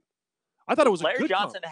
Larry Johnson had fantastic handle for his size, and he was a great outside shooter late in his career. It was the back injury alone that derailed Larry Johnson. If the Knicks draft Zion Williamson and he becomes Larry Johnson, I will jizz in my pants. I thought that was a decent comp. I mean, I think Larry had there's not many. First of all, there's not that many players ever that have a character that they developed that has like resonance to this day. Grandmama. You know what I mean? Like that alone showed me he has some relevance in the league. I mean, he's one of these. He was a really good. Well, Tyler Perry. I think Joe mentioned this before. Tyler Perry stole Medea from Grandmama. Grandmama was the original Tyler Perry's Medea. Yeah. I mean, absolutely. And Tug, I'm giving you credit. Yeah. It was a good comp, and then Ruther came back with Zion has better handle and is a better shooter, which to me, I was like, wow. Okay. This has become just a Larry Johnson trash fest. Well, hold on a second. I was not trashing him. You're more familiar with him than I am. I was wrong. Don't attack me. I guess I didn't know his game well enough. Well, I followed up with these. Zion's not a great shooter yet. I think Larry Johnson's probably a better shooter than him at this stage of the game. But I don't know. I mean, I like Larry Johnson. Well, that's actually a good segue to the next bet we're going to do. But before we do that, I'm going under on Jared Goff for 289.5 yards. I think McVay wants to slow down the game a little. He thinks he can get, you have a 1-2 combo with Gurley, with CJ Flipper Anderson. I think I'm going to put Goff's number for passing yards between 260 to 275. I agree. I like the under just by a hair, though. I think he has a good game. I think there's a good game plan in place for him, but I think that number probably falls in that 275 to. I think it's going to be very close, just under. I'm going over because I think, who knows what this game ends up being like, but I think if you play this game 10 times, the Patriots win a lot of them, and it ends with Goff trying to throw them back in at the end of a game. I see him getting some late yardage, late chunk yardage when Belichick goes to the prevent, and I'm going under Brady, over Goff. All righty. Well, back to your Knicks on the next prop bet. This is a good one. What will be higher, the Knicks win total in 2019 or Tom Brady completions in this game? The Knicks win total is at plus 170 and Brady completions are minus 250. Now, I guess my question is this only 2019? This is also including the 2018 season, correct? Because it's 2018, 20. Okay. Yeah. So how many wins do the Knicks have right now? Like 11. It's a joke. They're like, the Knicks have finally figured out how to properly tank. Fizdale is doing it right. He's not letting, I don't know if you saw Enes Kanter went in and kissed the floor yesterday because it's the first time that he'd seen it in a while. Fizdale's not even letting veterans like Cantor and Courtney Lee be involved in this because he's not sure that those guys have the ability to turn it off and tank. They're fully tanking. They're not going to win 20 games. The only way that, unless Tom Brady gets hurt or turns into, the Tom Brady that game managed himself to the first 3 Super Bowls, he's not Russell Wilson. He's completing 20 passes in this game. Well, wow, just so you know. Hold on a second. He just took a dig at Brady and at my boy Russell Wilson in one fucking quick jab. Okay. Do you want to answer? No, it's fine. Tug, I know your syndicates have some info on Paper this. Tiger. Just so everyone. I mean, when's the last time? Russell Wilson's is he the only quarterback in the league whose names we give any sort of respect that's completing 17 passes in a game? There's no way Brady doesn't complete 25 passes in this game. Well, I'm glad you brought that number up, Joe, because the line for Tom Brady for completed passes is 25.5. Yeah. It's a good number because you landed on 25. So let's just talk about that bet off the page real quick. Sure. Over under 25.5 completions. Over. For Tom Brady. Because he does a lot of those little check downs to, James White or a quick Edelman wide receiver screen pass. I'd say I ride over hard. I like the over pretty hard as well. And because of that, just on the number alone, over 25.5 wins. If Vegas says 25.5, the Knicks win 25 games. They're not getting the number 1 seed. No way. The Knicks aren't going to win 20 games. So this to me is a pounder bet then, because the bummer is you have to wait for the entire NBA season to win your bet, because you have to play out the Knicks season. Sure. So it's annoying. It's not instant money, but to me, this is a hammer play because Tom Brady is going to complete 25 or more passes. And the Knicks don't even want to sniff 25 wins. So this seems like an auto play. I agree. So we all agree we're going to ride the Brady completions as higher. Here's another what will be higher. Russell Westbrook's points, assists, and rebounds total. So all 3 combined total versus the Celtics on Super Bowl Sunday. That's at minus 140. Or CJ Anderson rushing yards during the Super Bowl. That's at even. So once again, as a quick reminder, we're going to combine Russell Westbrook's points, assists, and rebounds versus C.J. Anderson's rushing yards. This is an interesting bet. What are we in our head? What are we thinking? C.J. Anderson rushes for? 60 yards. It's not in our head. Here's the number. C.J. Anderson, according to this book, is the bet is over under 49.5 yards. Okay. So we're going to say Russell Westbrook. Can he get 50 points, assists, and total rebounds? I mean, but like a 30-point, 10 rebound, 10 assist game, that's pretty much what Russ does, right? Yeah. But if he comes in at 25 against the Celtics, then you're at a 45, What's CJ Anderson's over under? 50? 49.5. And I will say that according to this book, the under is weighted at minus 140. The over is getting plus 110. This is a tough one. This is a really tough one. I really like this bet. This is an interesting bet. Guys, I am going to have to say C.J. Anderson will be higher. Again, I think McVay is going to try to run the ball. I think he knows he wants to keep Brady off the field. I think he's going to try to run the ball. You know what this bet, you need on this bet, in my opinion? You need like a 20-yard run. Like if C.J. Anderson gets a 20-yard run, you probably win this bet. I'm going with Russ, and I'm going with Russ because I think McVay is going back to Gurley. I think he's going to use C.J. Anderson to spell Gurley, but I don't think it's going to be a breaking up of their carries like it's been the last few weeks. I don't know if that was, like Tug saying, was Gurley not healthy? Is it just to get Gurley fresh? But I think it's heavy Gurley. I agree with Joe. I think I like Russell Westbrook in this bet. I think when the running backs, we're all sort of just guessing, but I think the running backs' best successes will be in the short passing game stuff, which I think really benefits Gurley. And frankly, I hope Russell Westbrook plays well because I love him as a player, but I just want the Celtics to win. We all know you're a Celtics, Cowboys, Michigan. Yep. Red UVA, Sox, Tigers. Tiger, which Yep. is the next bet. Tiger. I put this one on for Thank you. since Joe and I have the same feelings about Tiger, and you have the opposite feeling about Tiger. I have the correct. What feeling. will be higher? Tiger's blood alcohol level? No, that's not on here. What will be higher? Tiger's first round score at the Masters or Todd Gurley's rushing yards in the Super Bowl? This is another great bet. So we're at minus 140 if you want to bet on Tiger's first round score at the Masters, and the odds are even for Todd Gurley's rushing yards. Just so everyone knows, and I think this is a really good bet. The total rushing yards for Todd Gurley in this game is 70.5 yards. Okay.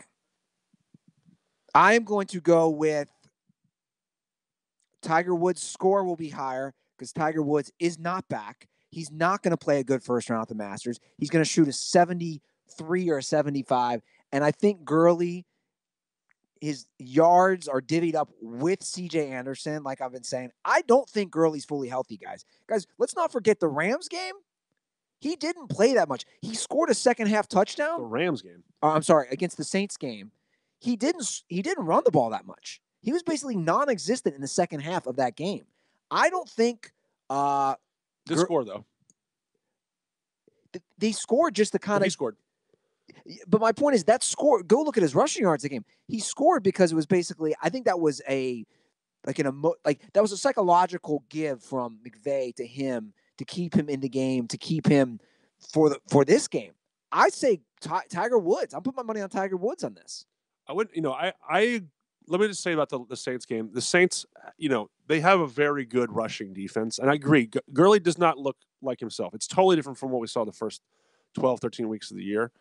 But the Saints had a very good rush defense, and the Rams were playing from behind, so I don't want to take too much value in that Saints game for what Gurley and Anderson were doing.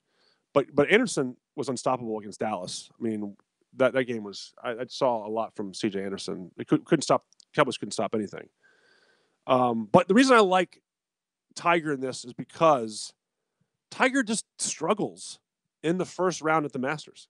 I believe the year he won in 1997, when he obliterated the field and they had to Tiger-proof the course, he shot a 75 the first round.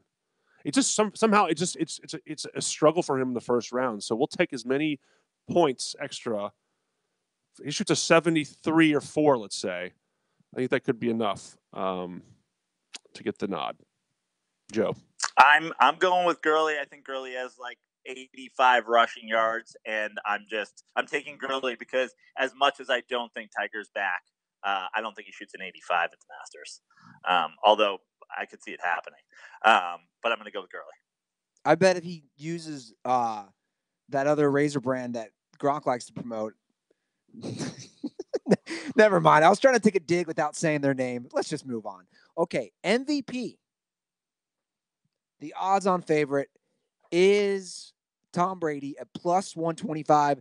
Then Goff, of course, because the quarterbacks always win the MVP for the most part, plus 250. Then Gurley's at plus 1,000. Sony Michel is at plus 1,200. C.J. Anderson at plus 1,600. Aaron Donald at plus 1,800. James White at plus 2,000, along with Julian Edelman. Then Gronk at plus 3,000. Brandon Cooks at plus 4,000. Robert Woods at plus 5,000. Okay. It's not going to be any of these guys. Okay. Who do we like as the MVP? Are you guys saying it's going to come down to Goff or Gurley? Or I'm sorry, Goff or Brady? So here's what I'm doing for my MVP bets. I'm going to sprinkle them around a little bit. I mean, if the Patriots win, highly likely it's Brady, right? But Sony Michel getting 12-1 the way, if he gets 2 rushing touchdowns in a Super Bowl, he could certainly be it. I like Sony Michel for the Patriots if they win just on the value, getting 12-1 from a lead running back. But my selection for the MVP is Aaron Donald, 18-1. You're killing me, Prano. A Super Bowl win for the Rams. We all know what that means. That means that they have had to get to Tom Brady. And therefore, Aaron Donald, if anybody's going to get to Tom Brady, it's Aaron Donald. I love the value at 18-1 on a defensive player getting it if the Rams win. And here's what I'm going to do with $20. I'm going to put $20 on Greg Zuerlein at 66-1. I mean, if this guy kicks a 61-yarder to win the game, he's the MVP, right? Who was the MVP? Just a little bit banged up. That's the only thing you want to say about Zuerlein. He's limited practice this week, got a plant foot issue.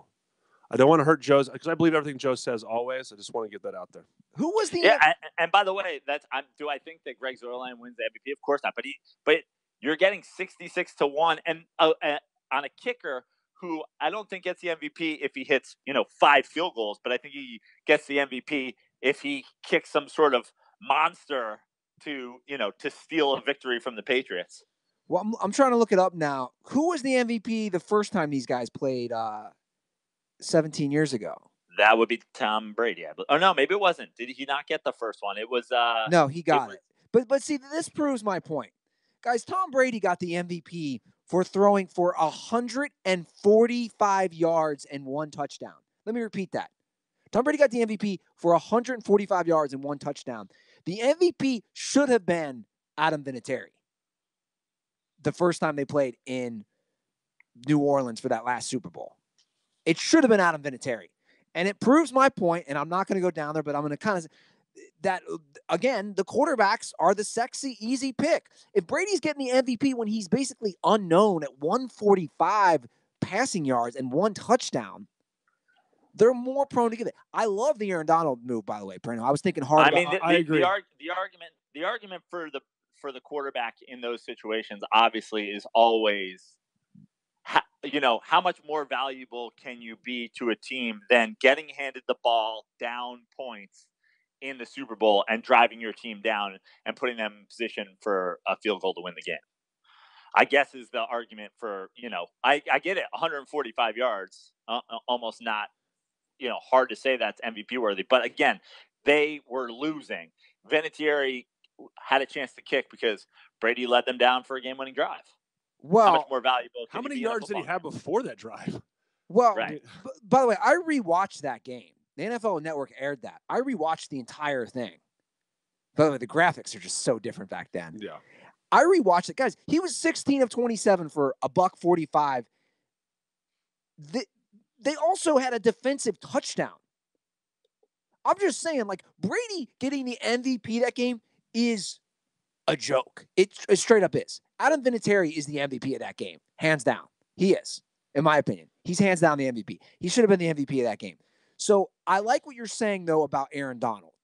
I was thinking hard about that last night because when we get into it, and we're about to get into it soon, to me, that's the key. This game is going to boil down to the Rams offense or the Rams defensive line versus the Patriots offensive line. We've seen it through your New York Giants. Brady loses when you get to him. Especially up the middle. Up the middle. And that's how he ultimately lost last year. He got sacked, remember? A strip sack at the end of the Eagles game. But I don't know. I look at it and I think if the Patriots win, it is going to be Brady. Now, if the Rams win, I do like the Aaron Donald pick, but I also like maybe a running back going off.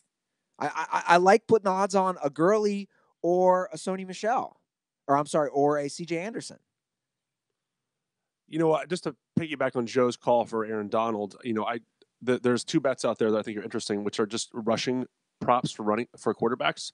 Over under half a yard rushing for Tom Brady. I like the over in that bet. Yeah.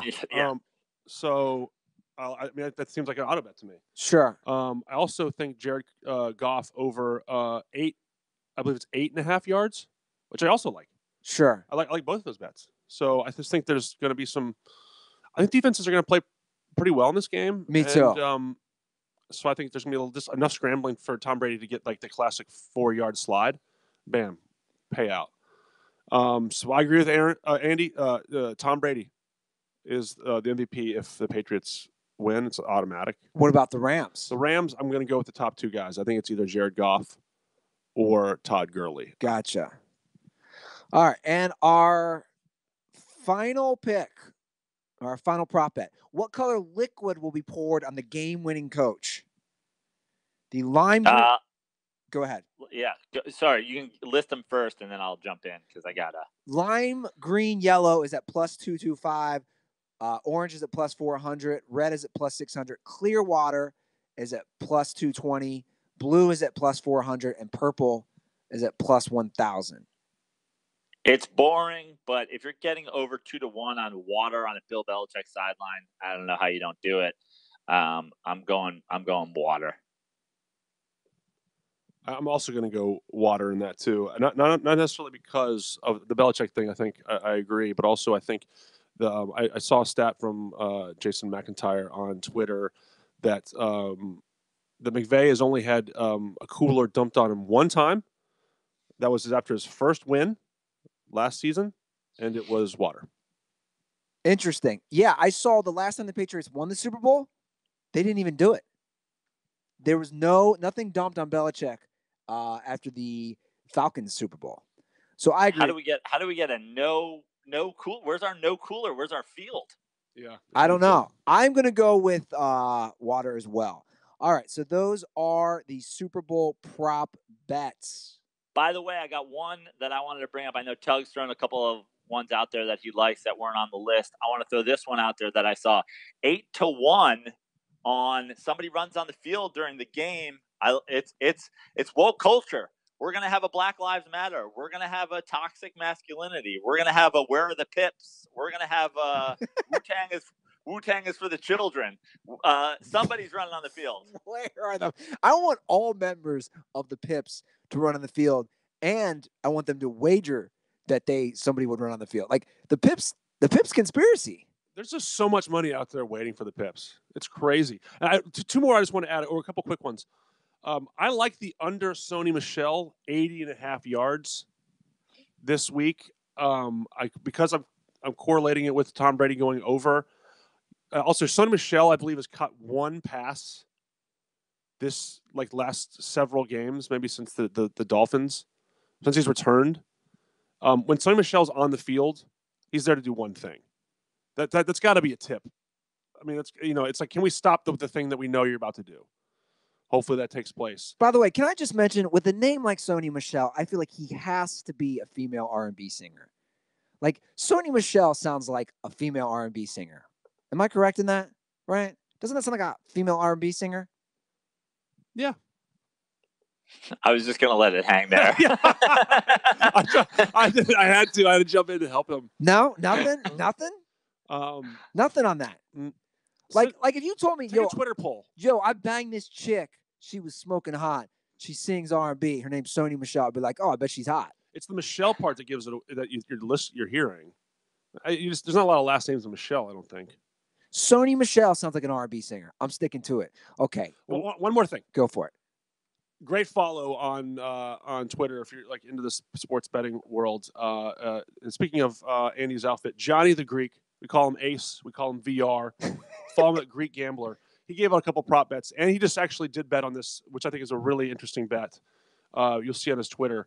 There's a wager out there on some accounts for over 2.5 different players making a pass in the game. He bet the over, hammered it for $2,000. Wow. He's betting that like Johnny Hecker, Edelman, somebody throws it back. One other person other than Brady and Goff is throwing the football in this game. He hammered it. Yeah. So, and I always follow the money. So this is something out there for you guys. If you wanted to sprinkle on something fun, take a look at that. Well, let's get into the game. We've been talking about it as we've been discussing these prop bets. The fun thing is, I'll say is I think everyone's masked their selection pretty well. I don't know which way either of you are going to go. Yeah. Which is fun. Well, I'll start off. Joe, let's think about this. Or you guys should Andy go last or go first? Yeah, you guys go first.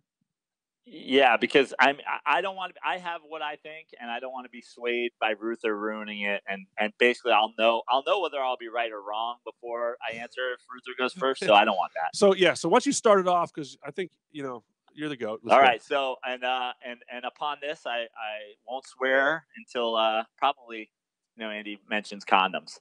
So I feel about this game remarkably similarly to the way I felt about Rams Saints. On paper, I thought the Saints were a better team. They were at home. They had the veteran quarterback. They had the veteran coach, and everything about it said smart. They're the favorite. Why wouldn't you pick the Saints? And obviously, it took a bogus call for the Rams to win, but something in my gut was telling me the Los Angeles Rams, and something in my gut is telling me the Los Angeles Rams again. All of those things. I think Brady is, obviously a significantly better quarterback than the medium pizza. Pepperoni medium pizza. As far as a coaching, you're never going to have a coaching advantage as good as Sean McVay is against Belichick. But I like the playmakers they have on their defensive line. If any team can try to mimic what the Giants did to the Patriots, it's a team that has those playmakers. I like McVay. I think he's going to keep it simple for Goff. I think it's going to be a lower scoring game. I think the under is going to come in. Yes. And I think the Patriots haven't blown out anybody in the Super Bowl ever. They've never done it. It's a great point, which I was going to mention. Yeah. And I think this is going to be a close game. If I don't know why. I hate to say it. It's not because I hate the Patriots. It's because something in my gut's telling me the Rams win this game. I'm going with the Rams to win outright. I got a bad feeling about this.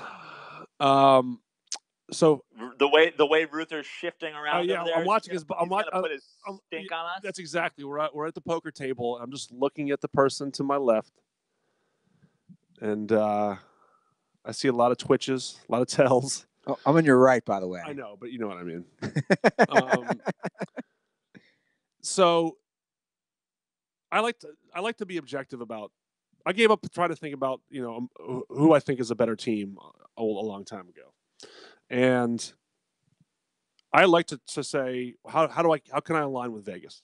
Vegas hasn't lost a Super Bowl.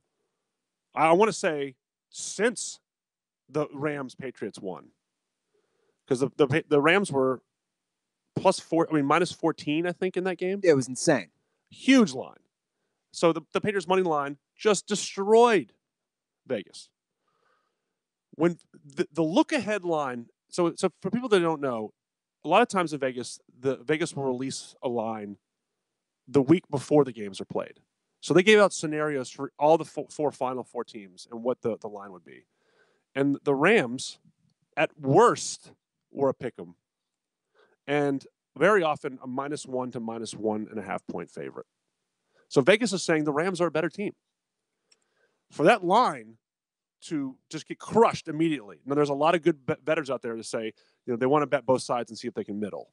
So they want to bet the Patriots at +1 and then the Rams at +3 and see if it lands at plus. If they win by 2 or less, then they win both bets.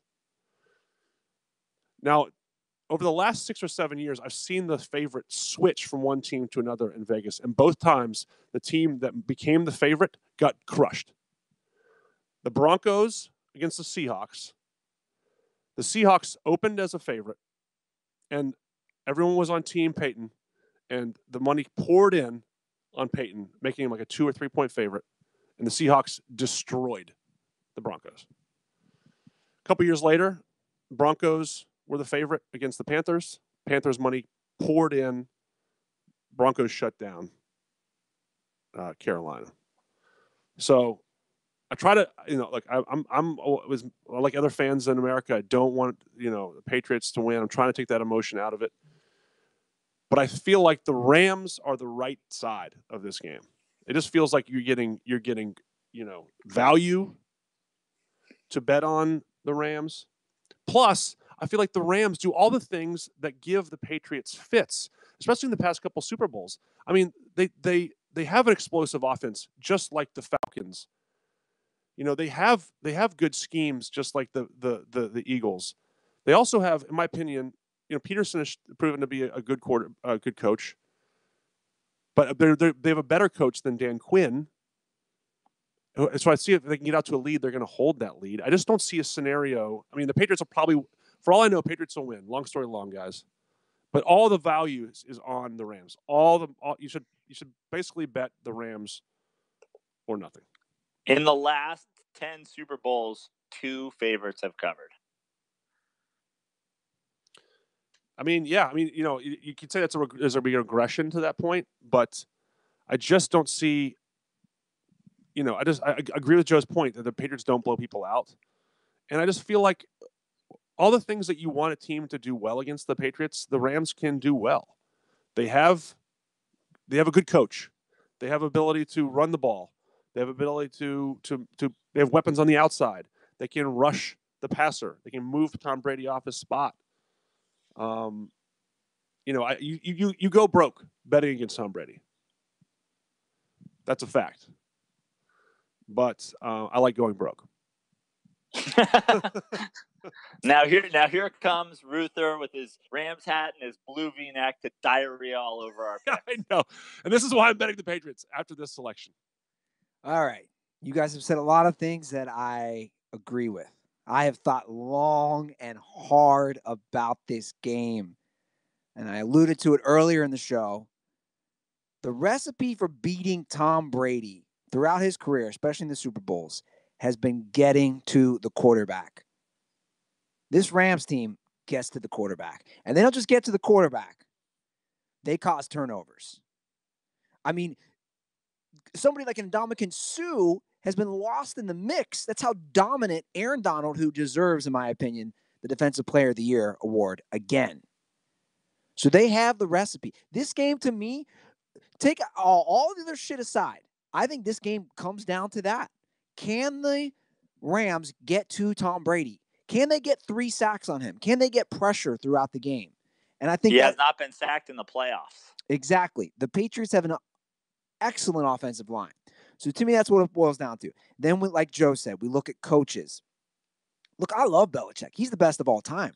But he showed cracks last year, in my opinion, against the Eagles. And his decision to bench Malcolm Butler,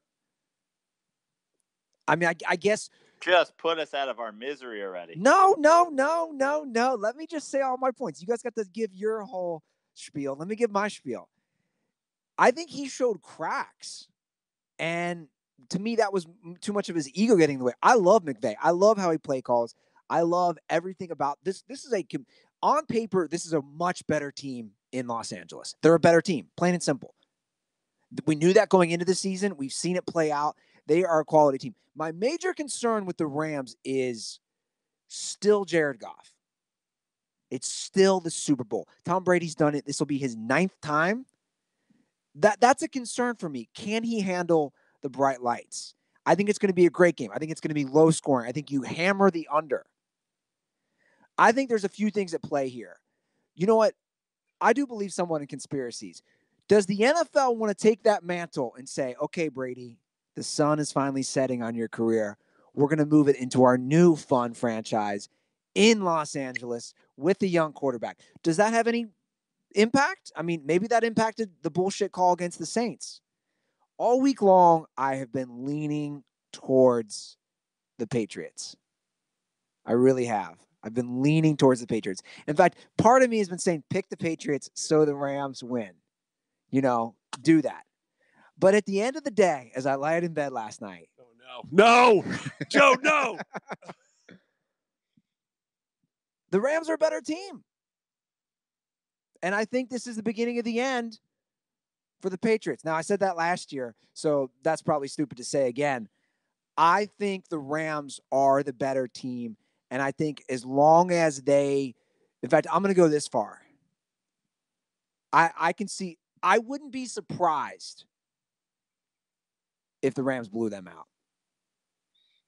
You were leading the Patriots the whole week. Wow. And now you're talking about a blowout? Oh, man, Shabelli is – I'm so sorry. Hold on a second. Shabelli. Hold on a second. I feel horrible. Thank God there's no Rams fans. I'm not saying it's going to happen. All I'm saying is I wouldn't be surprised. I'm expecting a close game. But if the Rams win by And I guess that's not a blowout. If the Rams win by 10 to 13 points, I guess that would be considered a blowout, right? Yeah, but Joe, do you see what he's doing? He's covering his bases so well. It's unbelievable. The only thing I know he's doing is ruining the Rams season. First of all, he leaned. So fast forward to Monday when he's like, I leaned the Patriots. Got that one covered. You know, got the blowout covered. Got the close game covered. What are you doing here? All right, this is what I'm doing. For the game? Yeah. It's been a really tough decision. It's been really difficult. But my heart is telling me that I have to pick the Los Angeles Rams to beat the New England Patriots in Super Bowl 53. My apologies to all 3 Rams fans. By that I mean the Schiavelli family.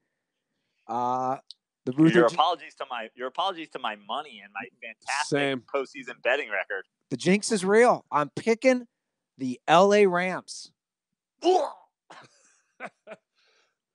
There's a lot of points that you brought up that I your logic is interesting. I mean, you're at the end of the day you're going with emotion, right? You lean the Patriots, but you're a fan of the Rams, so you're going with the Rams. This is what I'm hearing.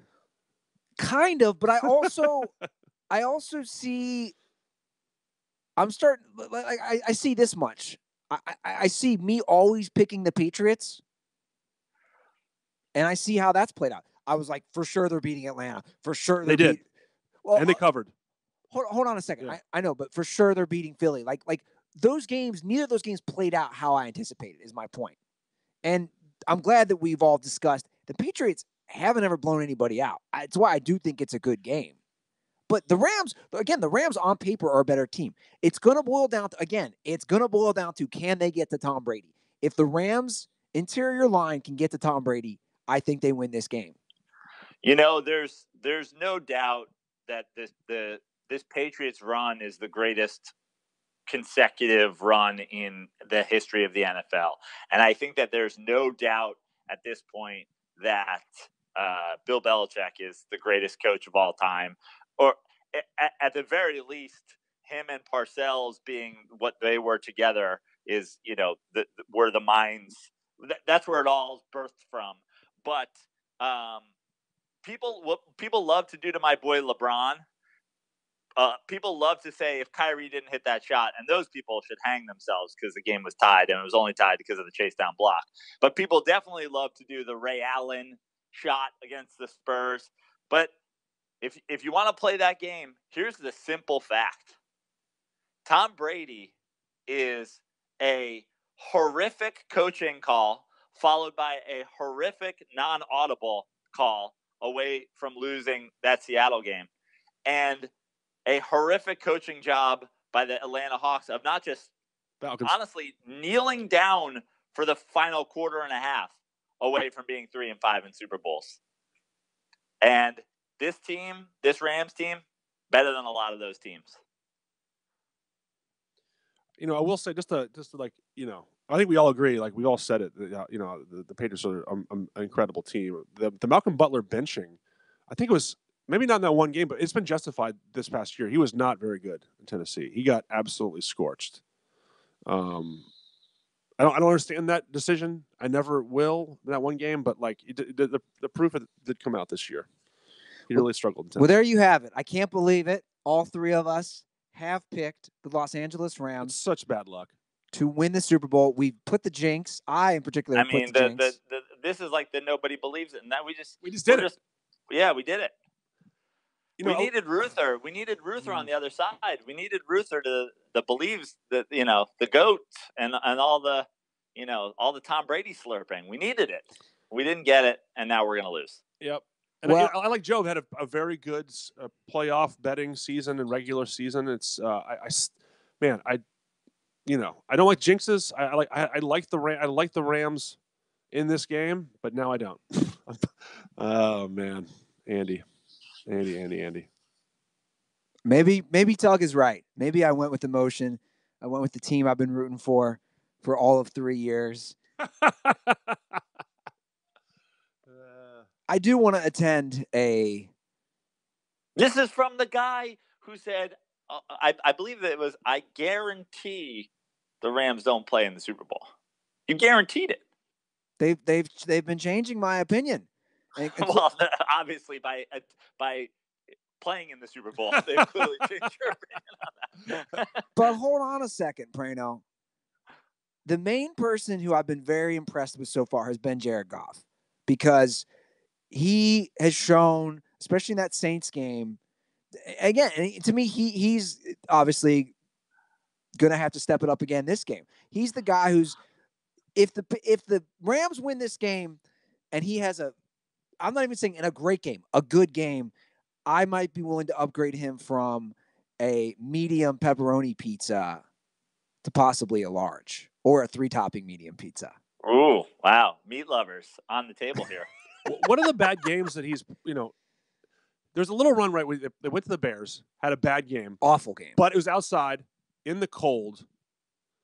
But here's my knock on Goff. My knock on Goff has always all along been he misses easy throws a lot, like where guys are wide open. Because Goff also makes amazing throws in tight windows. He misses a lot of easy throws, in my opinion. And I think the fact that I went to a lot more games this year, seeing it live, I'd be like, dude, come on, how are you missing that? But he's still a good quarterback. He's a good medium pepperoni pizza quarterback. Anyway.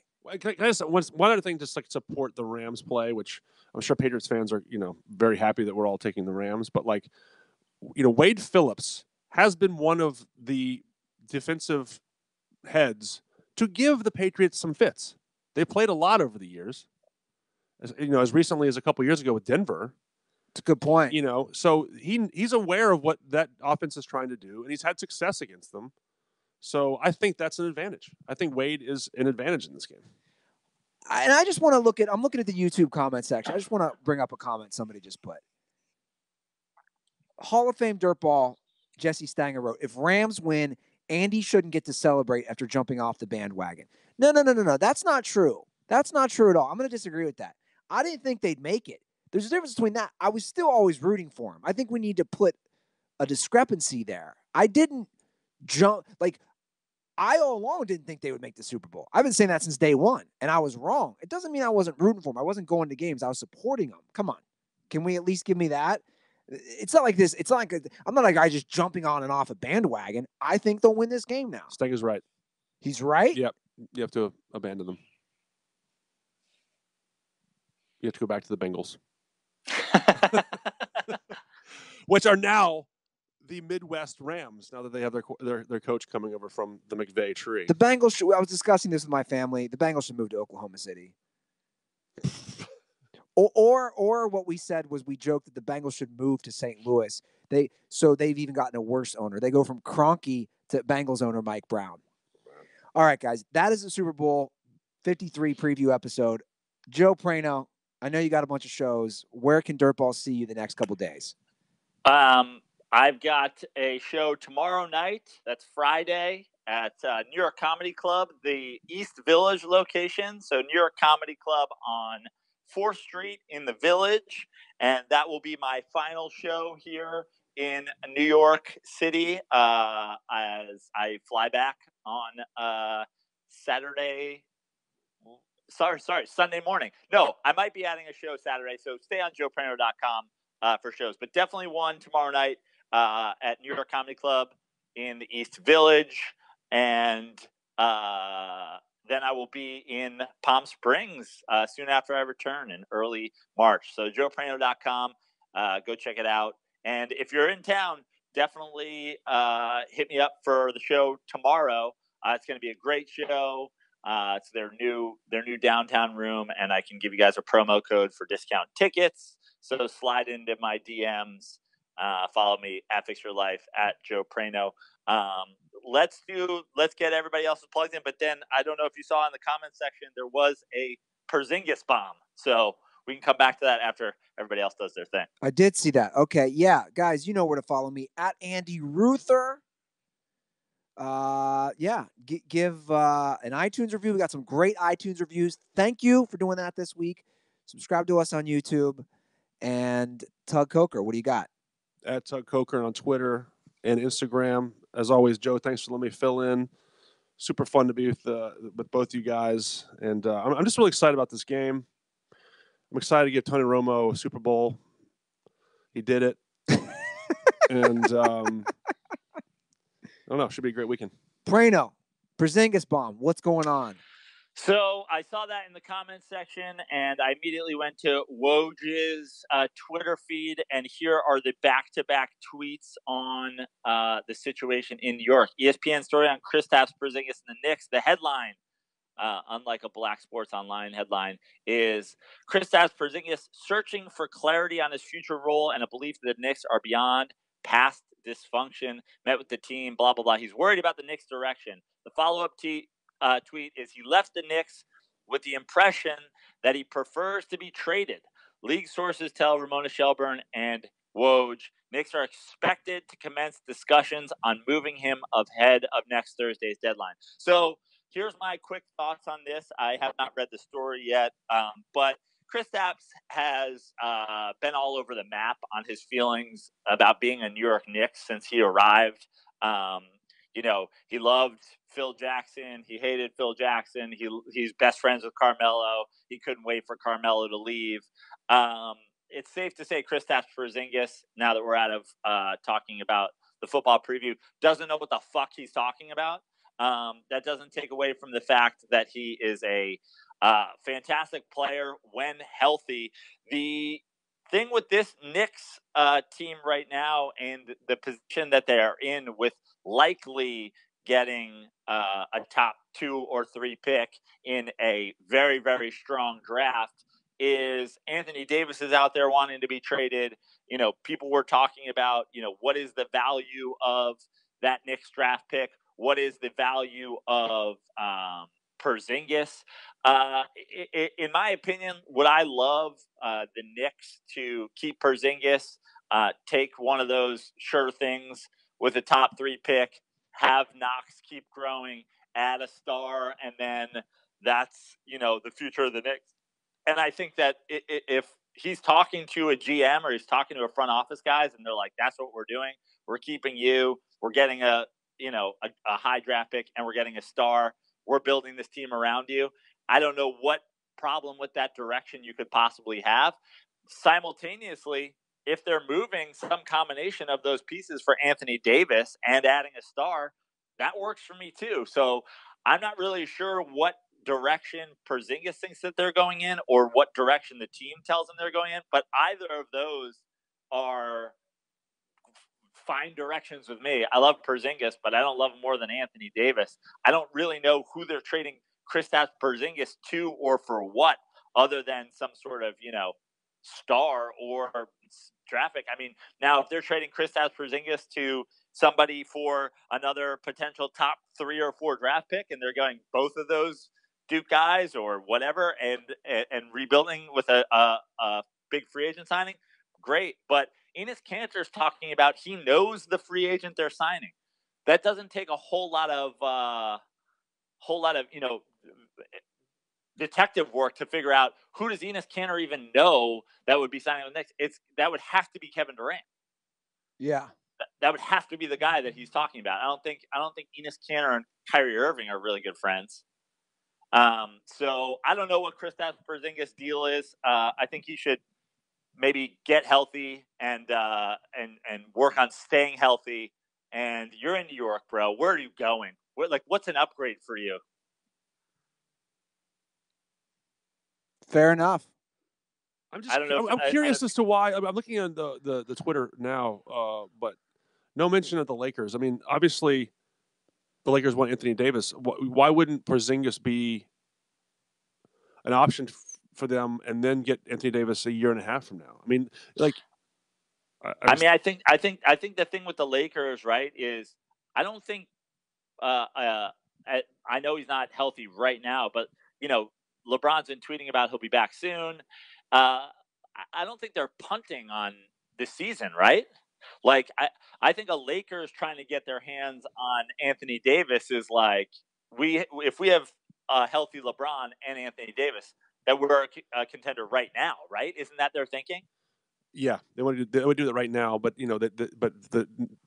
the Pelicans look like they have no interest in making that move now. So why don't they get that third piece they're looking to go get? The Lakers, I'm talking about. Right, but an injured Porzingis, they're just punting on the season, and they're trying to get a healthy LeBron and Porzingis back next year. Look, it seems like LeBron at his age, if his goal is to win one more at any point to, for some sort of legacy, for some sort of ring count, for some sort of, finals appearance balance or whatever, you're not punting on a season. He means in year 16. I couldn't agree more with that. I think I'm so excited to see what the Lakers do, because you cannot waste a prime year for LeBron.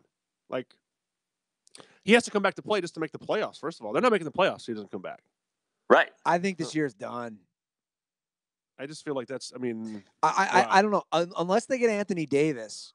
If they don't land someone like an Anthony Davis, and I don't know who else they could land out there or want to land, really. I mean, I think LeBron's just going to shelve this season, because we're all right. They don't sniff the playoffs if he doesn't come back. They're so dysfunctional without him. Now the other, I mean, you can't talk about any of these things without talking about Anthony Davis and the Lakers.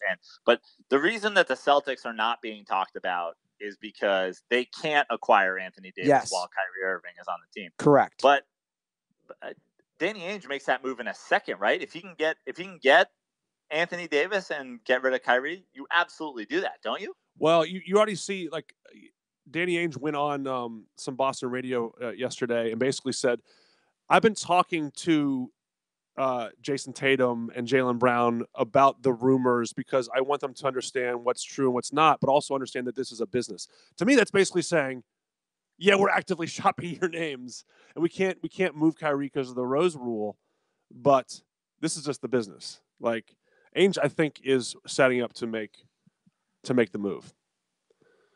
I mean, the news is just flying in. It's just flying in left and right. I mean, I had to say this to take a quick pivot from NBA. Tug's Dallas Cowboys just named Kellen Moore the offensive coordinator. This is some news that's been bandied about for the last week or so because an old Bengal, John Kitna, the quarterback's coach. Exactly right. John Kitna is the quarterback coach. And this is the problem. I read a good Athletic article like a week ago. You pay for that shit? I do. You pay for that shit. I do. You pay for that shit. Give him a break, dude. He's got that streaming money. Come on. It's like I bought it on a discount. It was like $25, $30 a year. Yeah, for the year. It's less than $2, $3 a month. Okay, fair enough. But I thought the article was interesting in the fact that Jason Garrett has been coaching for 10 years now and has no coaching tree. Sean McVay has been coaching for 2 years, and everyone has been dying to like sift through his Rolodex. And if he was a custodian for Sean McVay's, at the facilities, he's now a head coach. I just am very confused about the Cowboys are trying to do, because Kellen Moore and Kitna both played under Garrett. It's the same offense. There's no change. It's just it's just like a reshuffling of the deck chairs. So I hope it's something good comes out of it, but it's not. It won't be a change. We won't be seeing something completely innovative with the Cowboys. So much going on. I like Kellen Moore as our offensive coordinator. Obviously, he was not a great quarterback in the league, but if he brings any sort of the creativity that was his Boise State offense, that'd be fun. It would be fun. He's got a little Chad Pennington. He was like a Chad Pennington light, like no arm really, but could lollipop some balls in there with some accuracy. Chad Pennington was much better than Kellen Moore. Let's be honest, but I think the main issue is it's great and all that he's the offensive coordinator, but Jason Garrett's still the head coach. Serious question. That's a fact. Who would be better for the Dallas Cowboys offense? Kellen Moore or Kellen Winslow Jr.? Kellen Winslow Jr. He just knows the locker room better. Just knows the psychology of those athletes. He knows about legacies, isn't that right, Prano? He's a soldier. Yeah, he's a soldier. I feel like Tug doesn't know the latest developments on Kellen Winslow Jr. Do you know he's been arrested as a serial rapist? Oh no, no, I knew none of that. Sorry. Raping grandmothers in trailer parks. Hey, Couldn't make this up. Yeah. it's Do you take back those comments now? every single one. I knew nothing. All right, guys. That is the show. I think we're done. God. We are done. One final thing before I go. Congratulations to Saquon Barkley, Offensive Rookie of the Year. Oh, that's official? Yeah. All right. Congratulations. And congratulations to the Patriots, since I jinxed the Rams on winning the Super Bowl 53. Number 6. Tug, it's always a pleasure. Prano, get home safely. I'll be seeing you Sunday night because we're going to do a post-Super Bowl show from the Smut Studio Sunday evening, a full recap of Super Bowl 53. All right, guys, stay warm if you're in the Midwest. Stay dry if you're in SoCal. And always stay dirty. And don't forget, condoms are for pussies.